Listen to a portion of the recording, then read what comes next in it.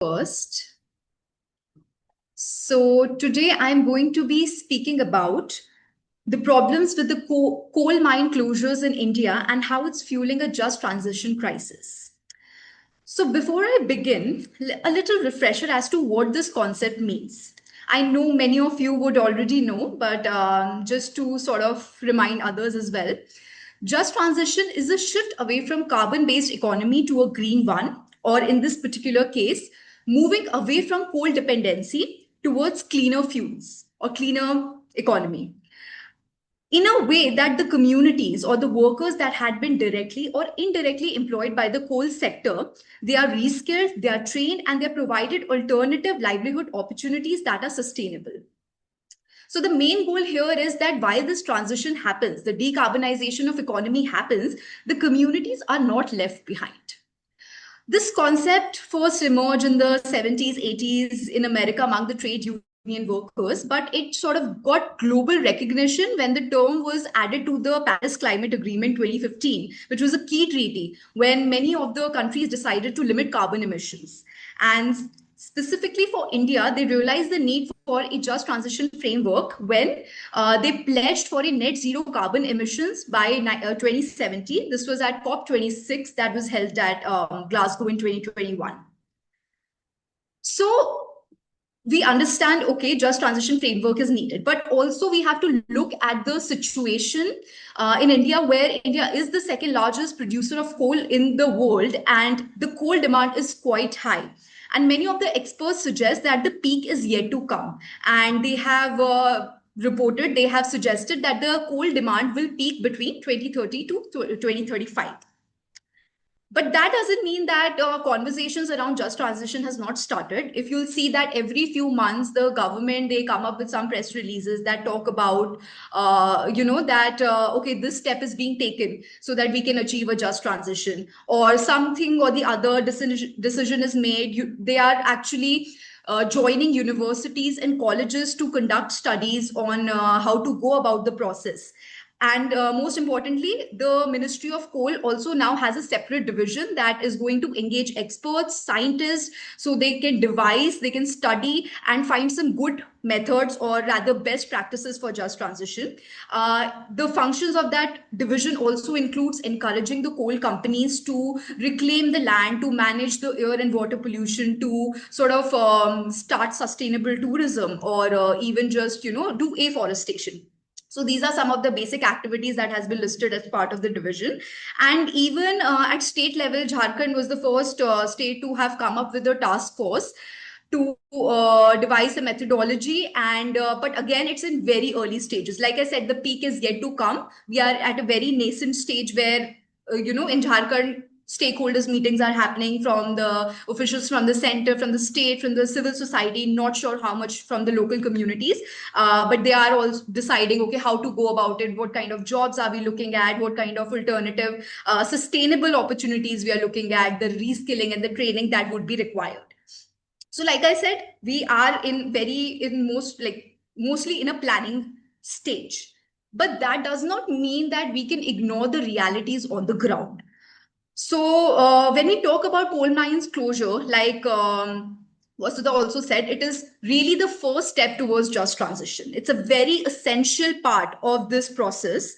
And what is a coal mine closure? Coal mine closure, this happens only when mining activities has ceased. What you need to do with the land is that, for instance, you have to dismantle all the mining infrastructure. You have to remove all the coal waste, especially the OB dump in case of open cast mining. Or if it's an underground mine, then you fill the pit with the minerals and rocks and all the materials that are required to restore the soil structure. So restoring the soil structure is very essential, and revegetation or plantation of the native vegetation, either through forestry or agriculture, in any case. So what the goal here is for the mine land to return to the stage it was before mining started. So we need to restore the health of the mine to its pre-mining stage. Now, this is what coal mine closure process requires. But why is it important for just transition? There are 3-4 reasons why it's important. Now, even if the mining is not happening, And if the coal mines are not closed, it will still continue to pollute the environment and the land and the air, because the methane and carbon dioxide are still being emitted. There can also be contamination of the groundwater because of the toxic drainage and the heavy toxins that are there in the soil layer. And in general, it will just sort of continue to have the environmental degradation. When we are talking about just transition, we're talking about going towards sustainability. We cannot have more of environmental degradation just because of, even though the mining activities are closed and we have just not closed the mine yet. Secondly, it's also very harm. It's a ground for illegal mining. Many people from across the region might just start illegal mining in that. So mines has to be sealed. That is a process of coal mine closure, that the mining entries have to be sealed. Otherwise, it can be open for illegal mining. And people die, people get injured because there's not really safety or precautionary, there's not much caution that has been taken in case of illegal mining. Then thirdly, if the land is not closed and if it is not mined, then it's just held hostage. It's going to waste. It could be utilized for other sustainable activities. When we talk about sustainable tourism, when we talk about we are going to establish renewable energy projects or the green projects that we are going to come up with, we need land. Land is an essential source and it can be a very important source for generating jobs. But with the land just being... Hi, Yes. so sorry, but I don't think we're able to see your screen. I think you have to still press screen share. Oh shit. I'm so sorry. No, no, no, it's not an issue. I yeah, I'm so sorry. So yeah, we were at coal mine closure. Yeah. So the problem is that when the coal mine, the land is going to waste, the land is not being utilized for any alternative activities. Also, we are not able to track the amount of workers that have left unemployed because closure of mine. So on paper, it's not really formally or scientifically closed. And even though there are some external reports that suggest 100 miners are getting unemployed every day, but we won't have the proper tally of the people unless we know that, okay, formally these all coal mines have been closed and this is what's the effect is for the people, for the former mine workers. Now, so this is why that is why there is a requirement for coal mine closure. However, despite the closure guidelines existing since 2009, and they were also revised in 2013, 2020 and 2024, what I found was only 3 coal mines have been closed in the country by October last year. So only 3: Patakera number 1, Patakera number 2, Satpura number 2. All 3 are underground mines and they belong to Western Coalfield Limited in existing in Madhya Pradesh, Betul district. So these were the 3 mines that got a certificate, a closure certificate from the Coal Controller Organization. That's the organization which is responsible for verifying the closure activities to assess whether it is up to a particular standard. And CMPDI also sort of assessed those activities and the closure certificate were given to these mines. Interestingly, I had filed an RTI last year and the response I got in August. So wait just a minute. So I got the response in August saying in August 2024, only 1 mine has been closed. But later when I got further documentation and minutes of meeting, then I realized the certificates were only given in October. So which is very interesting that they just told me, okay, yeah, 1 mine has been closed, but when it was essentially not has been closed by that time. So it was only last year that these 3 mines were closed. So now you would say, okay, maybe it's understandable. Our coal reserves, we still have a lot of them. We really don't need to close the mines because we have a lot of reserves that needs to be excavated. But in the same RTI response, I had also asked about this other thing where I found that at least 28 mines have been abandoned. They are out of coal reserves, yet they have not been formally closed. So that's also the case where just the land is lying without reserves, but they are not really, the officials are not undertaking formal or scientific closure of those mines. And I understand it's a very long and a very technical process. But despite that, we can see that government knows that it's a very essential step that has to be undertaken. That's why they came up with the press release last year in January that 299 non-operational mines have been identified for closure purposes. this Coal India Limited had said in January. However, by August, when I got my RTI responses, only 8 had applied for formal closure then year, and 3 of which got their certificates in October. So, despite so many mines, non-operational mines being identified, only 8 had applied for formal closure months after the decision, the declaration was made. So, like I said, I understand it's a very technical, it's a very extensive, it's a very long process. Pathakera number one, like the closure process started in 2011. It's a mine that started in 1970. The closure process started in 2011, and it took what? More than a decade for it to be formally closed. So it is a long process. However, there are misrepresentation. Sometimes misleading information is given. For instance, if you just go back to 2022 and see the parliamentary response, you will see that the questions, if anyone asks, okay, how many mines have been closed in India, the Ministry of Coal have always responded saying that 36, 50, 40, whatever mines that are abandoned slash discontinued slash closed are given below. So from all that list, none of that mine has been formally or scientifically closed.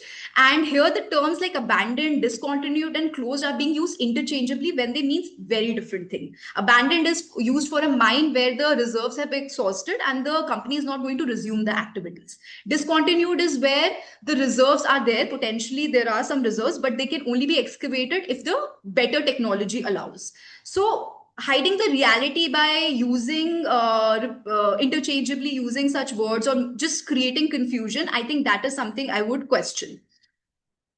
Then we have a very robust coal mine closure framework. Like I said, 2009 guidelines. There is two ways of doing it. There is one progressive closure that happens, which happens after every 5 years. While the mine is ongoing, the land is gets restored, and final closure when the mining activities have been ceased. And the funding also requires the coal companies. They are responsible to deposit about rupees 14 lakh per hectare for open cast and rupees 2 lakh per hectare for underground mines in an escrow account under CCO, a nationalized bank under CCO. So they are depositing this money and they get it reimbursed when they show the expenditures that have been done for the coal mine closure. And it is also a process which has been mandated by mineral concession rules and the mineral conservation and development rules. They are sort of legally enforceable, but not as legally tenable since they are not part of the Principal Act. They are not part of the Coal Bearing Acquisition Act or the Mines and Mineral Development Act. So I wouldn't say that it's gives it makes it very legally enforceable. Now, what are the problems that now we are facing? Like I said, land reclamation is a very technical and expensive process.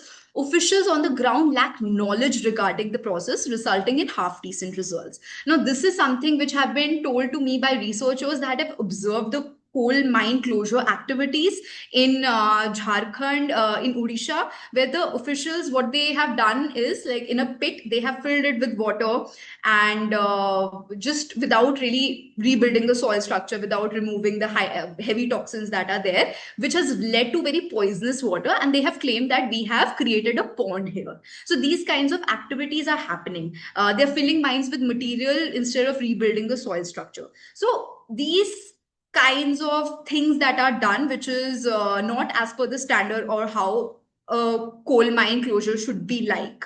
Then it was the coal secretary himself from the Ministry of Coal that admitted few years back that our process, again technical, but also there is failure to address the social impact of mine closure. So like I said, that external agencies are the one carrying out studies. Okay, 100 miners are getting unemployed, but we need, like, within coal mine closure there should have some provision in order to assess how much rehabilitation of the former coal mine workers is needed, or the kind of social impact is happening over even for those people who were indirectly employed. Now, currently, regulatory mechanism is inadequate. So there is a provision that 3 years after the coal mine is closed, there will be monitoring of the air pollution and the water pollution. However, the roles of the state pollution committees are quite vague. So that makes it not very robust. regulatory mechanism. So problems are in case of both those who are carrying out the coal mine closure activities and those who are doing this auditing process and seeing whether assessment of whether it has been done properly. So these kinds of issues arise when we talk about coal mine closure. Now, tenurial issues. Like another very important core aspect of just transition is about involving communities, returning land back to the original owner so that they can then manage and use the land as per their own wishes. So that is the problem. Tenurial issues right now is because there are no provisions. We don't know who will get the land back once the process has completed, once the coal mine has been closed, who will become the owner of that land. So there is no guidelines per se, there's no provision per se anywhere. But what has happened in the past, even in case of Patakera number 1 mine, is that it has gone back to the state forest department. Now it makes sense because the companies might be giving the funds to the forest department to carrying out the plantation activities, but then we are not really following the core aspect of just transition, which is to involve the communities, which is to give the land back to the original owners. What we do not want to replicate the power inequalities, the power inequities that existed in a fossil fuel based regime. We need to create a different kind of more fair and democratic structure where the communities get involved, where communities can come together to own and manage the land. So we are not looking at large scale projects. We are looking at small energy cooperatives, and they can carry out the activities that anyway the activities they will carry out would be sustainable. For instance, when I reported in Jharkhand, I asked people, what is it that you want instead? If mining ends, what do you want? So they say, we just want our land back. We want to resume the cultivation, the agriculture we were doing on that land. So that would be best. Like, yes, agriculture is something which can be done, or they can do the fish farming, the fish farming or ecotourism. They can handle, they can manage it. So this is something we should be envisioning for just transition. Now, when I talk about tenurial issues, like I said, in CBA Act 1957, it's not really mentioned what happens, like returning back to the original landowners. It's not really anywhere mentioned, but the draft coal bearing area acquisition and development amendment bill does have a provision for transferring and returning the land back for various uses, and also for the denotification of mine once it's no longer needed. However, the problem is same. The problem is that we don't know who the land goes back to after the denotification. And if we are talking about returning the land back or transferring the land back, who is the land going to? That has not been clear. So I would not say the bill clearly resolved all the issues we have with the tenurial issues does not get resolved. Now, what is happening on the ground is that the companies, in order to show that they are undertaking green activities, they are establishing some solar parks, some solar energy project, renewable energy projects are being started. However, they are not closing the mine while they do that. And from one coal PSU that I had asked, they said that there are no guidelines, there are no requirement for them to close the mine land scientifically before establishing a renewable energy project. So then what happens is the tenurial issues. Again, the land is with the company. They can also maybe start a public private partnership thing with a private company and give them the work, or maybe they can sublease it to a private company, because sublease option is there in the draft bill 2024, where the government and the coal companies can sublease it to the private companies if needed. So here essentially the ownership of the land, despite the mining getting over, remains with the coal company, or it can be just shifted to another government department, or maybe sublease it to the private company. So again, the land does not go back to the community. The land cannot essentially be used by the communities, and the alienation continues. The alienation from the land that existed in the fossil fuel based regime, it sort of continues. And if you say that we are taking green energy projects, but also we need to think of the livelihood opportunities. These large scale renewable energy projects are not very labor intensive. So how is even enough jobs going to be created because of that? So this is the tenurial issues. And now coming up to the way forward, like I am not a great expert or a policy analyst who can give you exactly the ways we can bridge the gap, we can make things better. But there are some solutions that I feel we can pursue some of the steps in order to make the just transition more truer to its philosophy. So, first is like I said, we are in a planning stage, but that does not mean that it should remain a future goal.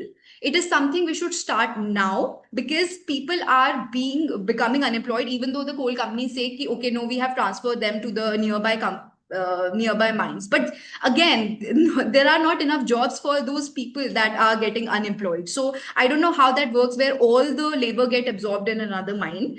So it is something that we should start thinking about, start doing something about it from today. Secondly, a clear timeline and accountability framework. So now the reserves get exhausted. However, there should be a timeline by when the coal mine should be closed, a particular timeline. Like I said, it took so many years, more than a decade for Patakera mine to get closed. So we need a particular some timeline. We need to have some sort of framework. Also, like for instance, Mahanadi Coalfields Limited, it had to abandon mines, but it asked for a renewal of the lease of the two mines, saying that it might have potential reserves and it can be excavated if technology or if there is knowledge that comes up. So potential reserves, potentially it can happen. So these are the reasons given just to extend the leases and to again not give up the ownership of the land, to just have the land with yourself.